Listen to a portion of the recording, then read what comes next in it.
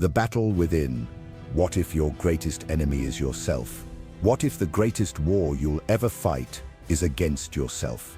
The enemy is not out there, lurking in the shadows of society. The greatest threat to your peace, your potential, your power is hidden inside you. It's the parts of yourself you try to avoid, the darker corners of your mind, the pieces you suppress, hoping they'll go away. Carl Jung, one of the most influential minds in psychology, said, "Until you make the unconscious conscious, it will direct your life and you will call it fate." What does this mean? It means that the things you don't confront, your fears, your weaknesses, your anger, your shame, control you more than you'll ever know.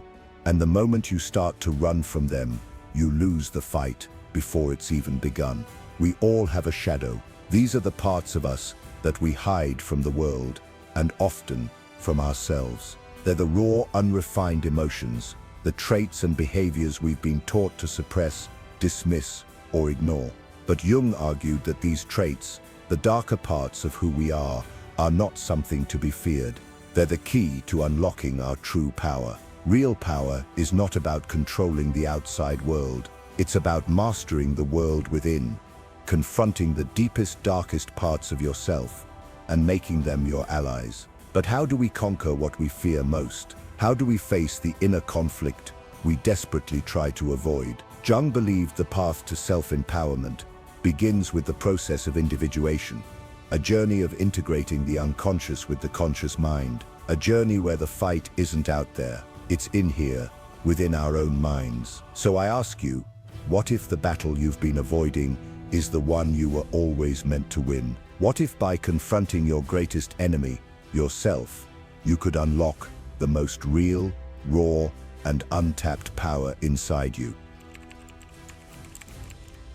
What if the greatest battle you face every day isn't against the world, but against yourself? What if the enemy lies in the very parts of you that you try to hide, deny, and ignore? The darkest corners of your mind, the parts of you that you reject, the desires you repress, the fears you bury deep within. This is what Carl Jung called the shadow. The shadow is not a mysterious outside force. It is you, the you that you don't want to be. It is the part of your psyche that holds all the negative traits and repressed desires, the traits society shuns, the emotions we're taught to ignore. It's the anger you refuse to feel, the greed you deny, the pain you refuse to acknowledge. But here's the paradox.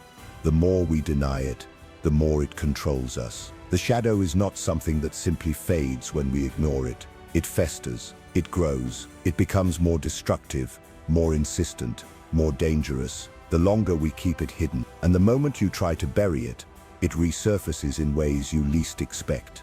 This is the root of so many of our problems, personal, relational, and societal. Jung warned that the very act of repressing the shadow makes it more powerful. It does not disappear. It's always there, lurking beneath the surface, waiting for the right moment to emerge, often in the form of anger, envy, self-doubt, or fear. We all have a shadow, but few of us are brave enough to face it.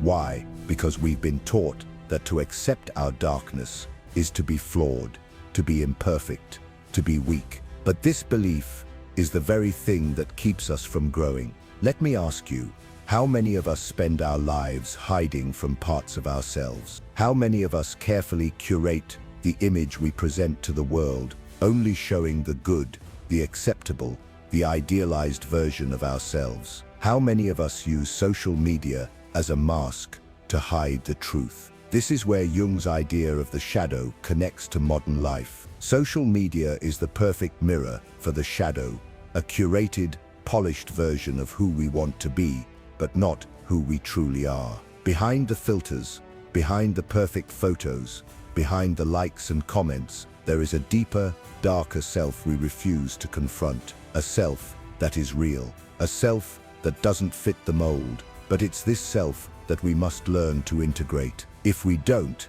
it will manifest in our behavior in destructive ways. How many times have you felt a surge of jealousy or resentment and pushed it away, only to see that resentment grow into bitterness? Or how often have you fought with loved ones over small matters, only to realize later that the root of the conflict was your own unaddressed fears and insecurities? The shadow never stays hidden. It infects everything, from the way we treat others, to the way we view ourselves, to the way we approach the world. And until we face it, we are slaves to it. So how do we confront the shadow?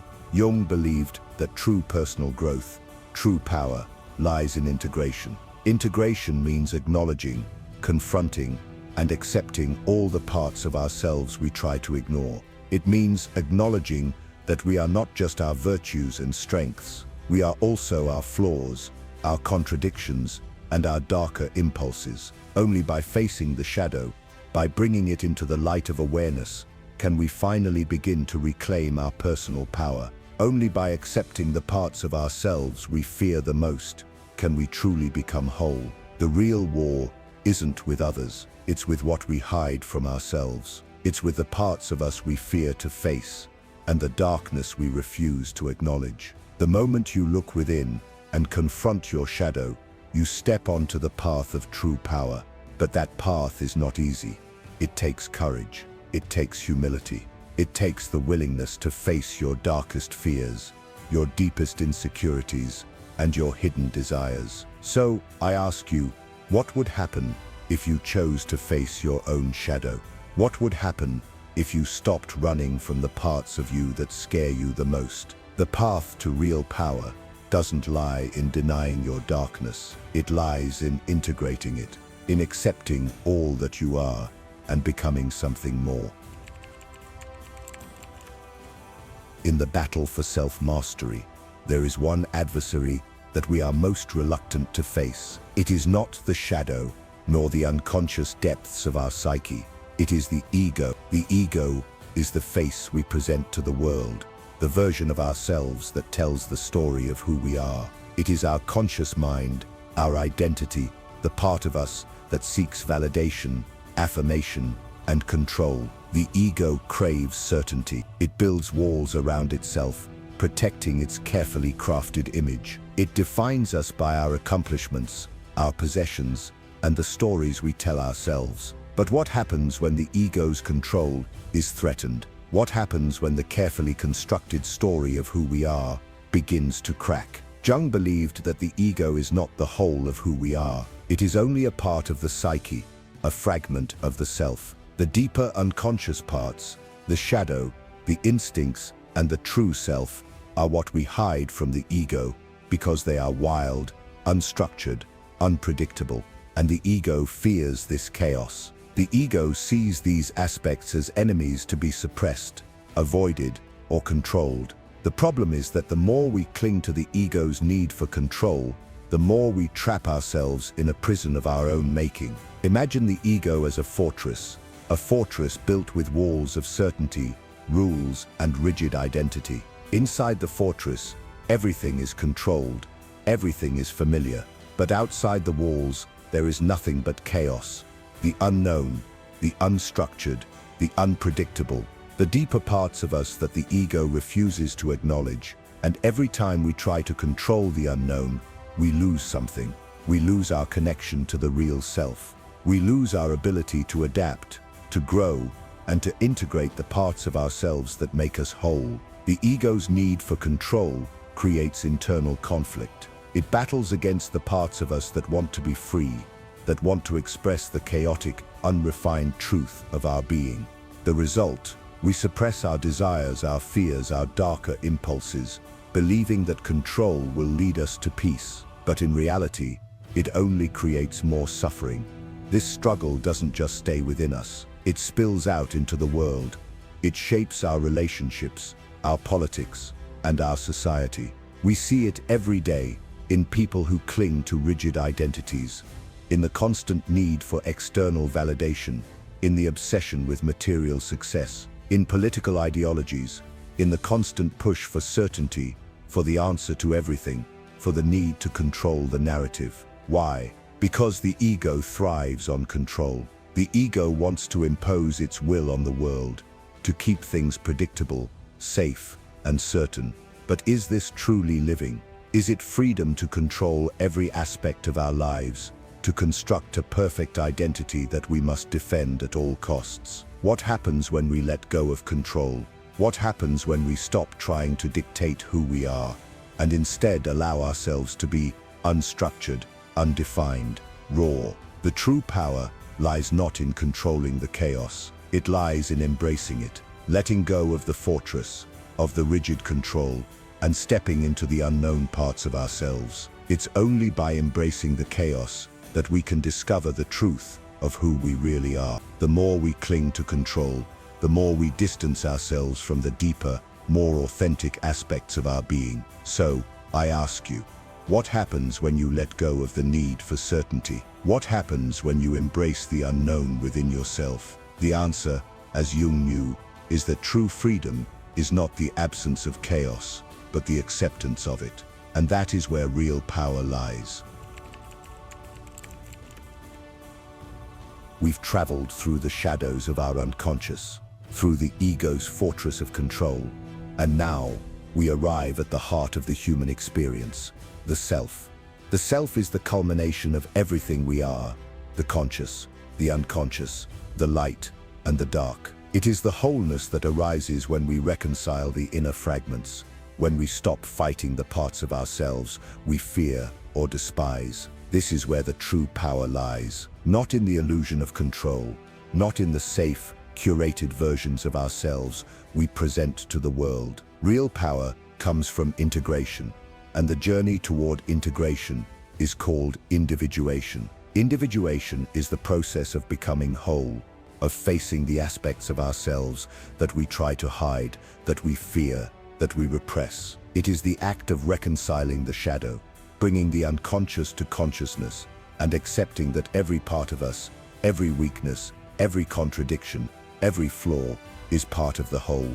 This is not a simple task.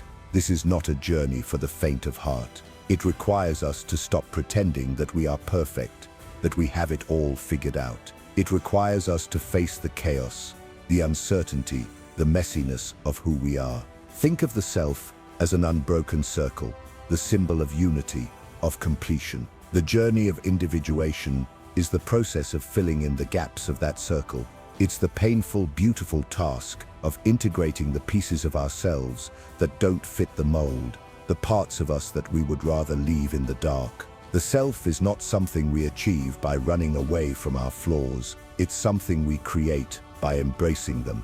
When we allow ourselves to integrate our shadow, when we stop fighting our internal contradictions, we begin to experience true inner peace. This peace is not the absence of conflict.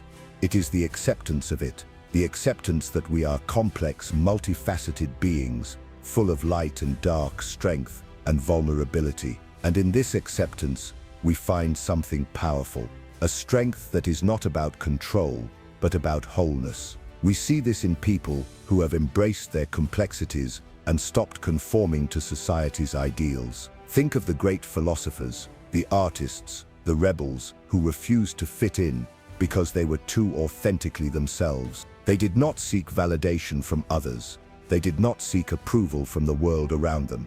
They lived by their own principles, integrated their complexities, and found power in that authenticity. We see this in survivors, the people who have faced immense hardship. Yet, instead of breaking, they integrated those experiences into their lives, using them as stepping stones towards something greater. These people embody the self, a full, unbroken circle. True power is not in control over others. It is not in the perfection of the external. It is in control over your own inner war.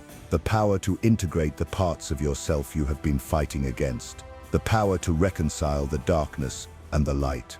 The power to accept all of you and become stronger because of it. The self is not a destination. It is a journey of becoming who you truly are, not the person the world tells you to be. And this journey, the journey of individuation, is the path that leads to real power. Now that we've walked through the shadows of the mind, now that we understand the ego, the self, and the internal battle, it's time to shift the focus. This is where theory transforms into something real. This is where the inner war becomes the foundation of real power. And from here, we understand that the greatest warriors are not those who avoid battle, but those who have learned to embrace it. The philosopher warrior is the person who has faced their inner war, not only acknowledged their darkness, but integrated it. This person has learned to master their own psyche, to face their fears, to confront the shadow, and to transform their deepest pain into their greatest strength. Think about it. The most resilient people aren't the ones who've lived easy, carefree lives. They're the ones who've faced immense personal struggle, the trauma survivors, the thinkers who've been tested by adversity, the people who have looked at their own darkness, confronted it, and emerged stronger. Like the warrior who trains in the harshest conditions, sharpening their sword against the toughest stone, so too does the individual who faces their internal conflict head-on. Pain isn't something to avoid, it's something to transform. Jung's philosophy ties into something profound, the concept of anti-fragility. The anti-fragile person doesn't just bounce back from stress, they thrive because of it. They become stronger in the face of challenges. They turn pain into growth. They turn adversity into opportunity. Every obstacle they face makes them more powerful, not less. Take Viktor Frankl, for example, a man who endured the horrors of a concentration camp and emerged with a revolutionary philosophy on meaning and survival. Frankl didn't survive the trauma because he avoided it. He embraced it. He found meaning in it. And in doing so, he turned unimaginable suffering into a profound source of inner strength. Or consider Maya Angelou, a woman who faced racism, abuse, and oppression, yet turned these experiences into a voice that changed the world. She did not run from her pain, she transformed it, integrating her suffering into a message of empowerment for millions. And think about the great thinkers, Socrates, Jung himself, Nietzsche, men who faced their own existential crises and inner wars. These were not men who lived in the comfort of certainty. They were warriors who fought with their own minds and emerged victorious, creating philosophies that still resonate with us today. This is the truth. The struggle is not a weakness. It is the forge in which the strongest minds are made. Pain, conflict, challenge, these are the things that break us down and build us up. If we choose to confront them, the greatest people in history weren't those who avoided difficulty. They were the ones who embraced it, faced it, and overcame it. You see, we all have struggles. We all have our battles, our shadow, our ego's desperate need for control. But what if we changed the way we saw them? What if we stopped seeing our struggles as something to fear and instead saw them as the very thing that could propel us forward? The most powerful people are not those who avoid pain. They are the ones who embrace it, who walk into it, who rise from it unbroken. The ones who know that the struggle, the inner war, is not something to escape from, but something to transform into power. When you face your inner darkness, when you integrate your pain instead of running from it, you become unstoppable. You become someone who can endure anything because you have already faced the hardest battle of all, the battle with yourself. So the question is simple. Will you avoid the war within, or will you embrace it and emerge from it stronger, more powerful, and unstoppable?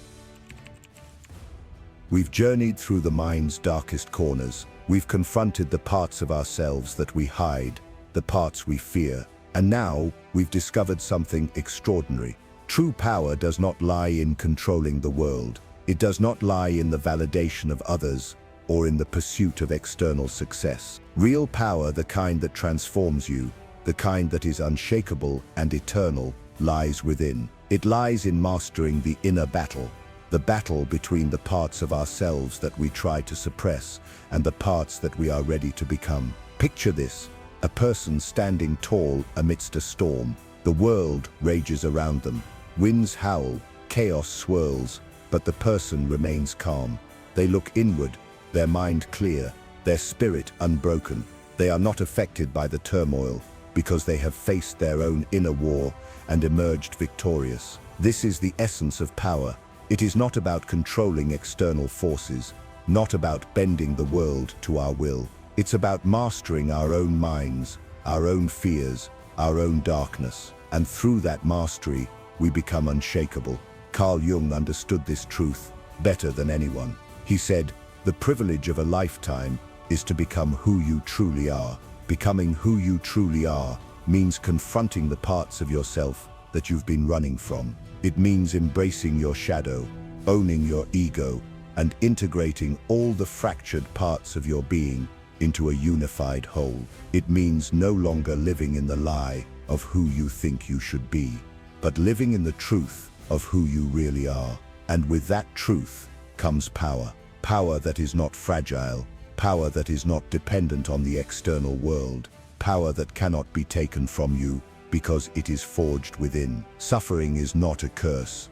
It is the raw material from which our strength is made. Every struggle, every challenge, every moment of pain is an opportunity to shape ourselves into something stronger, something greater.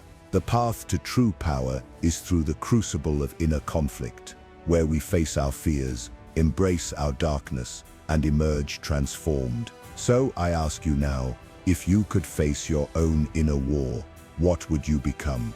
The battle is yours to fight, and the power you seek is already inside you, waiting to be claimed. All you have to do is embrace it. Embrace your shadow, own your ego, and become the warrior you were meant to be. The real war isn't out there, it's within. And once you've won that war, nothing can stop you.